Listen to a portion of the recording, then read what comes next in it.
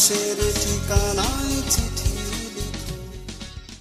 চলচ্চিত্রে অভিনয়ের সময় নায়ক নায়িকার নির্দিষ্ট ফরম্যাট আছে, সেই ফরম্যাটেই অভিনয় করতে হয়, কিন্তু এই ছবিতে কোনো ফরম্যাট পাচ্ছি না। এখানে আমি নায়ক নই, শুধুই একটা চরিত্র।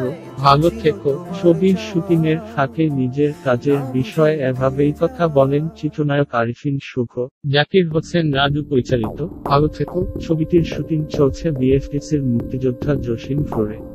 ছবিটির মূল ভূমিকায় অভিনয় করেছেন আরিফিন শুভ ও কানহা তাজনিয়া। আগামী 26 তারিখ পর্যন্ত টানা শুটিং চলবে বিএফডিসিতে। শুভ মনে করেন এই ছবির মাধ্যমে দীর্ঘদিনের ছবির ফরম্যাটের বাইরে কাজ করছেন তিনি। এনটিভি অনলাইনকে শুভ বলেন, নতুন কিছু শিখছি এই ছবিতে কাজ করে একটা পরিবার, যেখানে মা বাবা ভাই বোন সবাই আছে, আমি পরিবারের অংশ মাত্র, আর নায়িকা হচ্ছে আমার বেআইন। একটি পরিবারের বেআইনের সাথে যেমন দুষ্টুমি হয়, তাই এখানে শুটিং করতে হচ্ছে। প্রত্যেকটি চরিত্র নিজের মতো করে কাজ করছে, যেন অভিনয়ের কোনো বালাই নেই, চরিত্র প্লে করতে পারলেই হলো। তাহলে কাজ করতে অনেক সহজ মনে হচ্ছে কি, এমন প্রশ্নের জবাবে তিনি বলেন, না, বিষয়টা হচ্ছে অনেক বেশি ডেডিকেশন নিয়ে কাজ করতে হচ্ছে।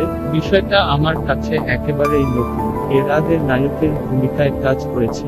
চলচ্চিত্রে নায়ক নায়িকার একটা ফরম্যাট আছে, সেই ফরম্যাট শুধু প্লে করতে পারলেই হতো, কিন্তু এই ছবিটি ফরম্যাটের বাইরে একটি কাজ, এখানে নায়কের মতো আচরণ করলে হবে না, চরিত্রটা ফুটিয়ে তুলতে হচ্ছে।